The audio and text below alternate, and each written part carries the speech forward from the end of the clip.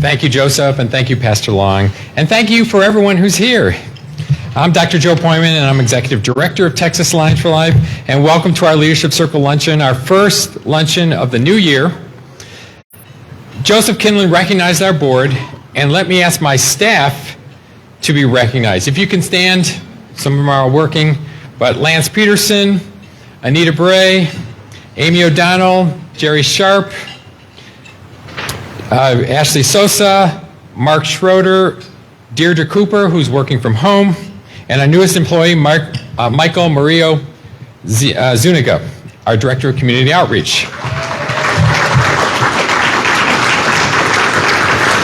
This past January, thousands of pro-lifers descended on Austin for the annual Texas Rally for Life to commemorate the 50th anniversary of the tragic Roe v. Wade decision and the 64 million unborn babies who have died and countless women and men who have suffered as a result.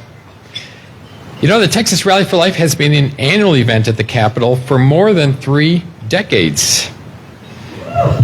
But for the first time, the massive crowd of participants didn't just mourn, we celebrated. We celebrated the court's overturning of Roe v. Wade.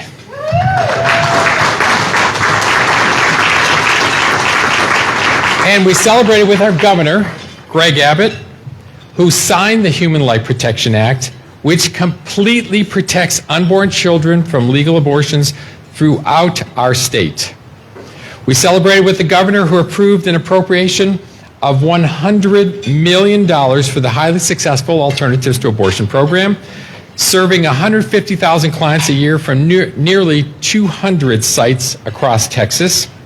We celebrated with the governor, who approved $2.4 billion for prenatal, birthing, and postnatal care for mothers and babies in the Medicaid program, paying for more than half of all births in Texas.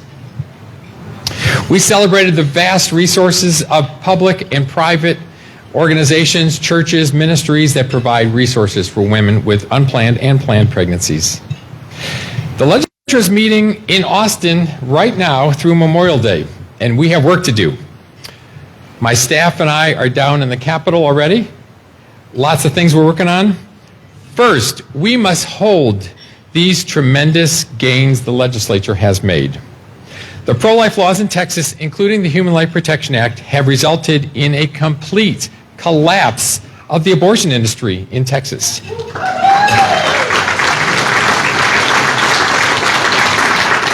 All 23 abortion facilities in Texas have ceased taking the lives of unborn babies indefinitely, including the 3 abortion facilities in Austin, the 8 in Houston, the 3 in San Antonio, the 3 in Dallas, 2 in Fort Worth, the facilities in McAllen, McKinney, El Paso, and Waco. All 23 have ceased performing abortions indefinitely. After 50 years, legal abortion is just no more in Texas. The state's numbers show that elective abortions have dropped from thousands per month to 0. And we have those numbers, they're reported monthly. The latest are from August of 2022 and September of 2022. 0 elective abortions. There are a small number of abortions that are reported for rare cases when the mother's life is in jeopardy. And that those are rare cases that abortions are done just as the Human Life Protection Act provides. We all knew there was a life of the mother exception, and that exception is working. The law does not need to be amended. We do not support adding an exception for tragic cases when the unborn child is conceived in the crime of rape or incest. In those cases, there are 2 victims, the mother and the innocent unborn child, and Texas does not prosecute a child for the crime of the father. The law has a well-crafted exception for rare cases when the pregnancy endangers the mother's life.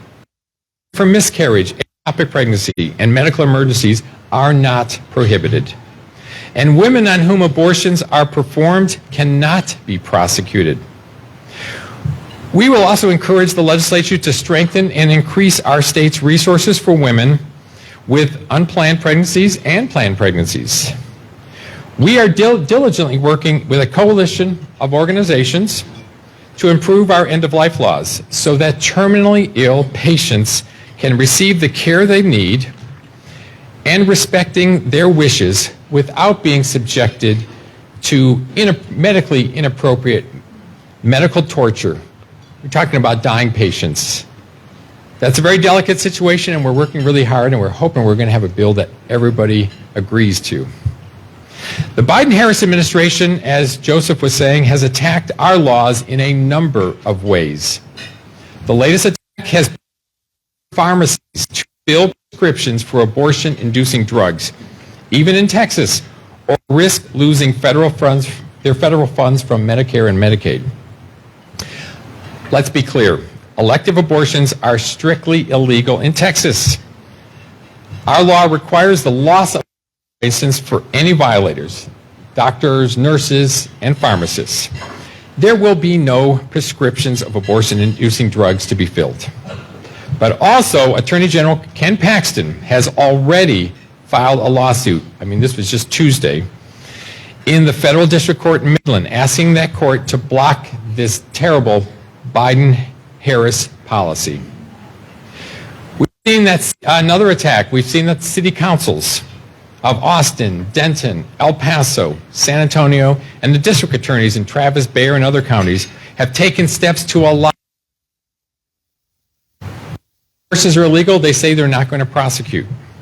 In San Antonio, for example, there's an attempt to get voters to approve a city charter amendment to decriminalize abortion, in addition to limiting San Antonio police officers in several other ways.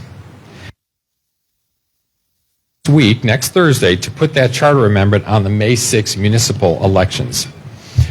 We must not let that stand.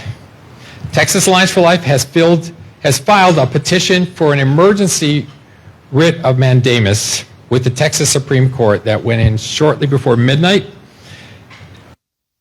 And that is asking the Supreme Court to block that charter amendment in its present form. It violates state law. It violates the Texas Constitution. And we'll be explaining that as the weeks and months to come, we'll be explaining that. I want to thank Eric Opiella, longtime Leadership Circle member, who is an expert in election law, and he's heading up our legal efforts. Eric?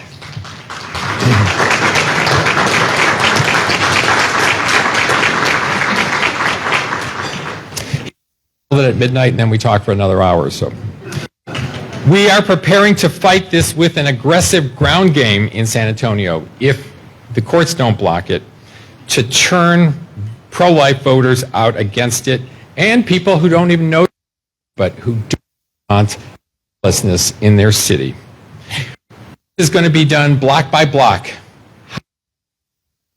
voter by voter, and Michael Murillo Zuniga is heading those efforts. And Michael, you'll get to know him. Fantastic. He did grassroots organizing for years for the Republican National Committee and worked, remember those congressional races in South Texas that we did very well and won one of them, but in this kind of thing, in getting grassroots people out to vote. Amy O'Donnell, a communications director, she's heading up the communications efforts. And of course, we have the support of our board, 19-member board of directors, led by our executive committee, discussing it a lot. This is going to be difficult, and it's going to be costly, but it is worth it regardless of the cost. We must stop it in San Antonio, which is, everybody knows, I-10 is a place where, which is available for sex trafficking, and guess what? When the woman gets pregnant, illegal abortions. We cannot let that lawlessness continue. We got to stop it in San Antonio, or it will grow throughout Texas, big cities and small. We must arm the truth, especially the next generations, or these hard-fought protections are going to be lost. And we've got three messages. I mean, there's so many things we can say about this issue, but we've kind of distilled it down to three messages. First, the unborn child is a baby. worthy of protection. Second, abortion hurts, not helps, women and families. And third, Texas provides vast resources for women with unplanned pregnancies. Women do not need abortion in society. Another way to say it is that women are advancing in society and have been for decades without abortion, and that will continue. We are about to roll out 16 expertly produced videos for social media to communicate these points. I think you're going to love them, and we're just getting with the final versions ready. So you're going to be seeing that very soon.